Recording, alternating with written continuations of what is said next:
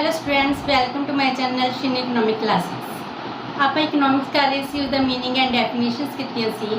First part दे विच economics का मीनिंग कीता सी, जो मीनिंग की सीगा इकोनॉमिक्स ह्यूमन एक्टिविटीज़ नाल कंसर्न है, जिसका पर्पस की है अनलिमिटेड वांट्स नू फुलफिल करना with the limited resources. Then आपने वेल्थ डेफिनेशन की सी। वेल्थ डेफिनेशन जो कि एडम स्मिथ की दी हुई सी।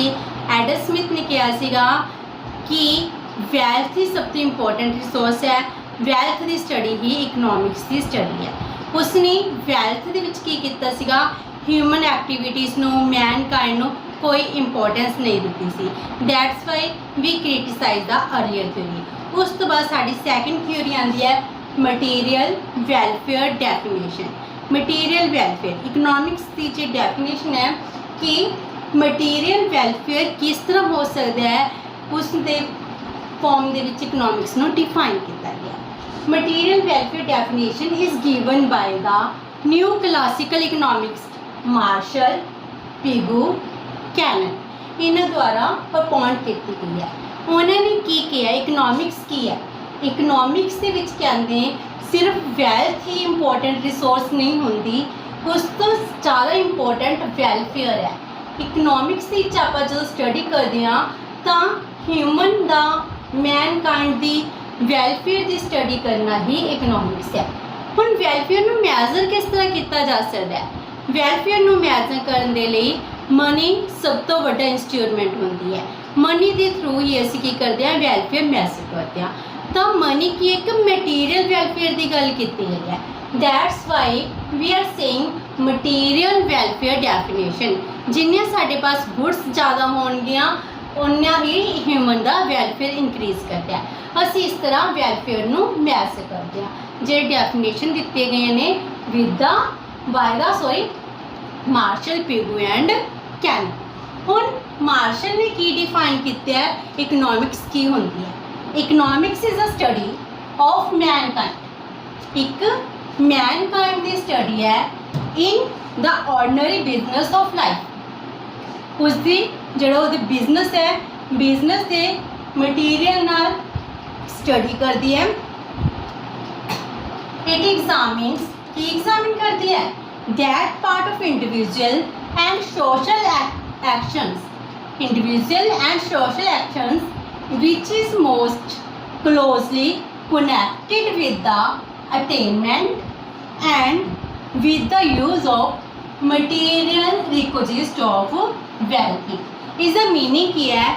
मार्शल के अकॉर्डिंग इकोनॉमिक्स एक ह्यूमन की मैनकाइंड की ऑर्डनरी बिजनेस की स्टडी करती है।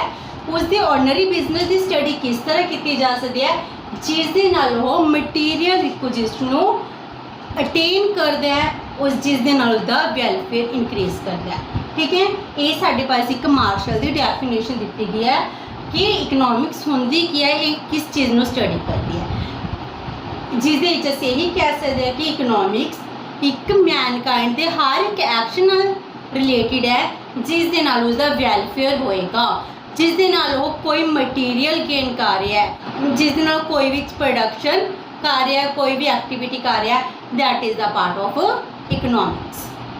नाउ डेफिनेशन करने तो बाद हम आप करांगे features and criticism of economics. Features की ने वेल्थ डेफिनेशन दे, मटीरियल वेलफेयर डेफिनेशन दे। इसका पहला फीचर क्या है? Importance to the study of man.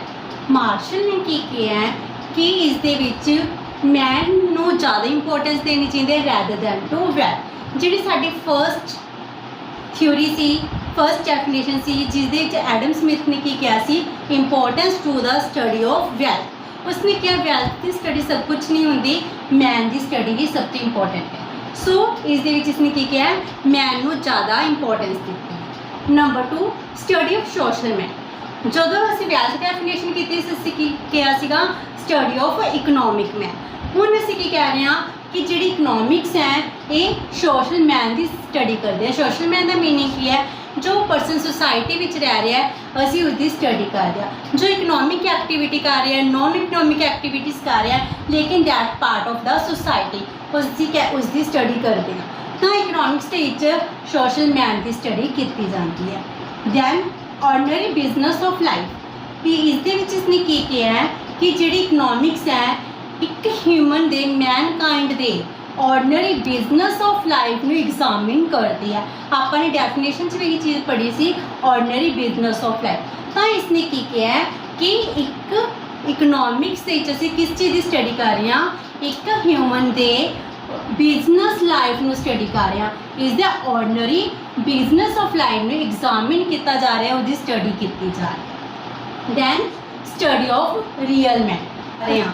Real man की होएगा जेड़ा सिर्फ इकनॉमिक एक्टिविटीज़ नाल कंसर्न नहीं हुंदा, नॉन इकनॉमिक एक्टिविटीज़ नाल भी कंसर्न हुंदा है, जिसदे विच इकनॉमिक एक्टिविटीज़ तो इलावा अदर कॉन्सैप्ट्स भी होंदे ने। उसका पर्पज सोशल वेलफेयर भी हो सकता है। हर एक पर्सन इन्ना मेन नहीं होंदा कि मैं सिर्फ सैल्फ इंटरस्ट बारे सोचा, अपने वेलफेयर बारे सोचा, लेकिन कुछ पर्सनस होंदे हैं सोसाइटी के वेलफेयर बारे भी सोचते हैं। तो असी इकनॉमिक तो बाद नॉन इकनॉमिक एक्टिविटीज़ भी करते हैं। उन्हों का पर्पज नॉन इकनॉमिक पर्पसिस भी होंदे ने, लाइक एस NGOs हो गया, ठीक है, वो भी की करदियां ने, वो और कुछ एक्टिविटीज़ करदियां ने। तो जो असी इकनॉमिक्स की गल करते हैं तो मार्शल के अकॉर्डिंग हर एक पर्सन के सिर्फ उसकी इकनॉमिक एक्टिविटीज़ में स्टडी नहीं किया जा सकता। एक ह्यूमन रियल मैन है, और सोशल वेलफेयर बारे भी सोच सकते हैं, उसकी नॉन इकनॉमिक एक्टिविटीज़ से हो सकते हैं, परपजेस भी हो सकते हैं, तो उसकी स्टडी भी की जाती है। Study of real man. साडा नैक्सट पॉइंट है मटीरियल रिक्विजिट। मार्शल ने भी की गल कही है कि इकनॉमिक्स किस चीज़ की स्टडी करती है। इकनॉमिक्स का पर्पस की है मटीरियल रिक्विजिट, जिहड़ियां साडियां मटीरियल है, मटीरियल गुड्स ने जिन्होंने असी टच कर सकते हैं, वही गुड्स की स्टडी की जा सकती है। उन्होंने किस तरह अटेन करना है, उन्होंने स्टडी करते हैं। वैल्थ, मटीरियल रिक्विजिट का मीनिंग हो गया वैल्थ। वैल्थ किस तरह अर्न की जा सकती है, wealth earning and wealth spending. Money नू किस तरह अर्न करना है तो मनी किस तरह खर्च की जाती है, असी इस चीज़ की स्टडी करते हैं। मटीरियल रिक्विजिट की गल की जाती है।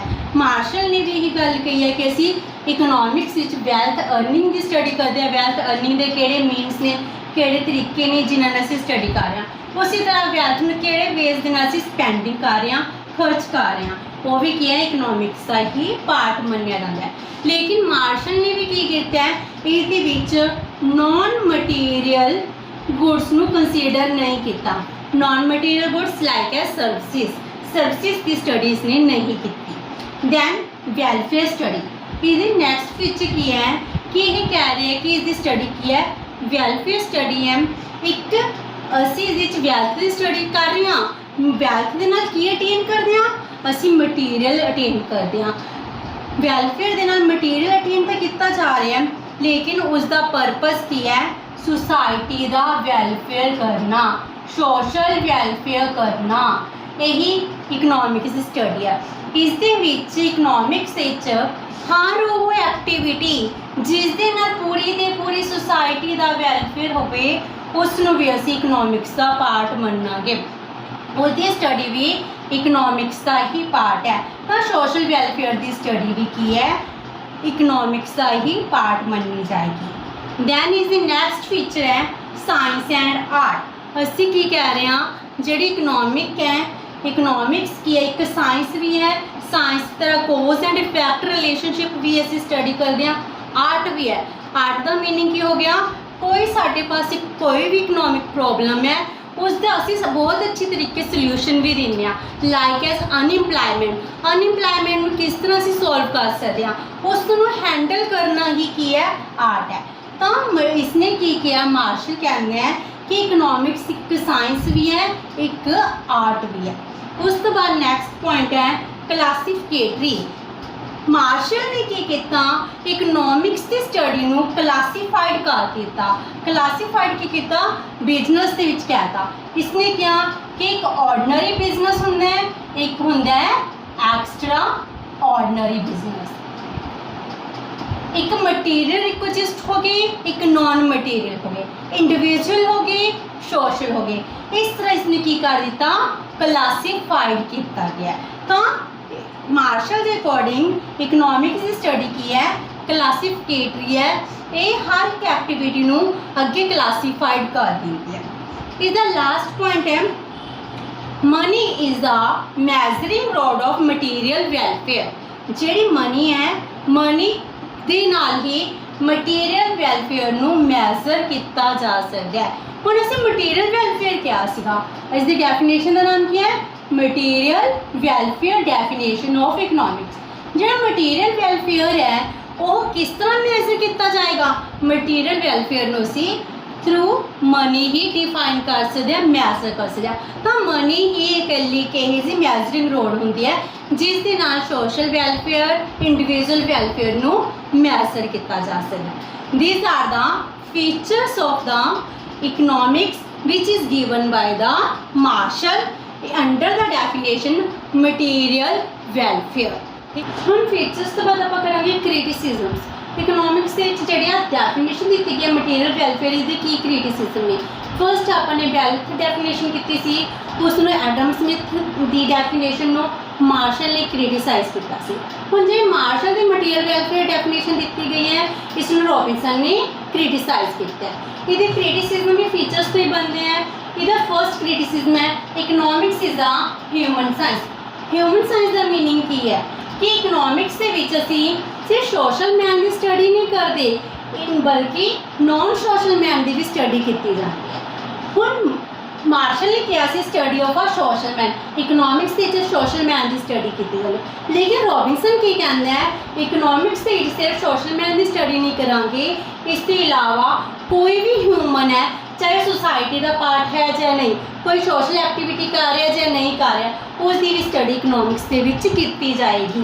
क्यों हुण वो किहड़े हो गए, जिवें सेंट्स हो गए, मॉन्क्स हो गए, वो कि नहीं ह्यूमन साइंस का पार्ट आएगा। लेकिन मार्शल ने उन्होंने इस दे विच स्टडी नहीं किया सीगा। तो फर्स्ट क्रिटिसिज्म है, economics is a human science, not only a social science. Then ordinary business of life, जो असीं कहा कि इकनॉमिक्स क्या ऑर्डनरी बिजनेस ऑफ लाइफ है, लेकिन मार्शल ने की किया है, ऑर्डनरी बिजनेस ऑफ लाइफ का कह दिता, लेकिन अगे इसमें क्लासीफाइड नहीं किया। क्लासीफाइड भी करता एज ना ऑर्डनरी बिजनेस ऑफ लाइफ, लेकिन प्रॉब्लम कितनी क्रिएट हो रही है, इसमें अगे डिफाइन ही नहीं किया कि ऑर्डनरी बिजनेस ऑफ लाइफ केड़ा हुंदा है, extra ordinary business of life केड़ी होएगी।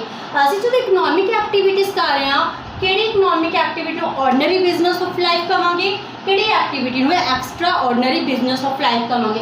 इस मार्शल ने एक चीज़ भी डिफाइन नहीं की, क्लीयर नहीं की। सो इस ये वाला point ordinary business of life इस क्रिटिसाइज कर सकते हैं कि इसनों डिफाइन ही नहीं किया, ये कॉन्सैप्ट बिल्कुल क्लीयर नहीं है। Then limited scope, limited scope किवें कह रहे हैं, मटीरियल रिक्विजिट। ये कि उसने कहा कि असी मटीरियल वेलफेयर की गल कर रहे हैं, जिस दिन हम मटीरियल गुड्स की स्टडी की जाएगी, लेकिन फिर लिमिटेड स्कोप हो गया। अगेन नैरो कॉन्सैप्ट है, क्योंकि इसने सिर्फ मटीरियल गुड्स की स्टडी की है, नॉन मटीरियल गुड्स में इस कंसीडर नहीं किया गया। Non material goods like as services में इसने स्टडी नहीं किया। Then uncertain concept of welfare, इसने क्या है, it is a welfare study. Welfare का कॉन्सैप्ट अनसर्टन है अकॉर्डिंग टू मार्शल, कि जो एक पर्सन की इनकम बढ़ती है, वैल्थ ज़्यादा गैट करता है, वैल्थ अर्न करता है, उसका वेलफेयर इनक्रीज होता है। लेकिन वेलफेयर यह जो कॉन्सैप्ट है जो सिर्फ मटीरियल रिक्विजिशन नहीं आता, वेलफेयर एक साइकोलॉजिकल कॉन्सैप्ट है जो टाइम टू टाइम चेंज होता जाता है, प्लेस टू प्लेस चेंज हो जाता है, एज के नाल चेंज हो जाता है। तो वेलफेयर का कॉन्सैप्ट ही अनसर्टन है, उसके बारे किमें कह सकता है कि जिमें जिमें एक पर्सन की इनकम बढ़ेगी उसका वेलफेयर इनक्रीज होएगा। So it is a uncertain concept of welfare.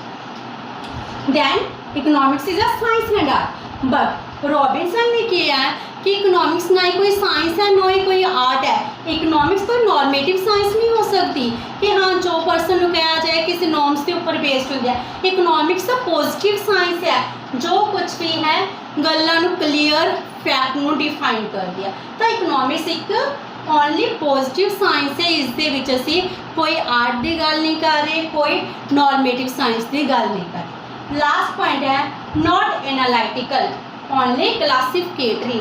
ਇਸਨੇ ਕੀ ਕੀਤਾ ਸੀ, ਕਲਾਸੀਫਾਈਡ ਕੀਤਾ ਸੀ ਇਕਨੋਮਿਕਸ ਨੂੰ ordinary, extraordinary, material, non material, individual and social persons ਦੇ ਵਿੱਚ, ਲੇਕਿਨ ਇਹਨਾਂ ਨੂੰ ਅੱਗੇ ਐਨਾਲਾਈਜ਼ ਨਹੀਂ ਕੀਤਾ। ਇੱਕ ਕਲਾਸੀਫਿਕੇਸ਼ਨ ਸਾਨੂੰ ਦੇ ਦਿੱਤੀ ਕਿ ਦੋ ਅਲੱਗ-ਅਲੱਗ ਐਕਟੀਵਿਟੀਜ਼ ਹੁੰਦੀਆਂ ਨੇ, ਉਹਨਾਂ ਐਕਟੀਵਿਟੀਜ਼ ਦਾ ਪਰਪਸ ਕੀ ਹੈ, ਉਹਨਾਂ ਦੇ ਨਾਲ ਕੀ ਇਫੈਕਟ ਪੈਂਦਾ, ਇਹਨਾਂ ਨੂੰ ਇਸਨੇ ਐਨਾਲਾਈਸਿਸ ਨਹੀਂ ਕੀਤਾ ਗਿਆ। That's are the criticism of the Marshall theory. ठीक है बेटा, विद दिस अपनी second definition material welfare definition cover होंगी है। नैक्सट पार्ट आप स्केयरसिटी डेफिनेशन करेंगे। ओके बेटा, हैव अ नाइस डे।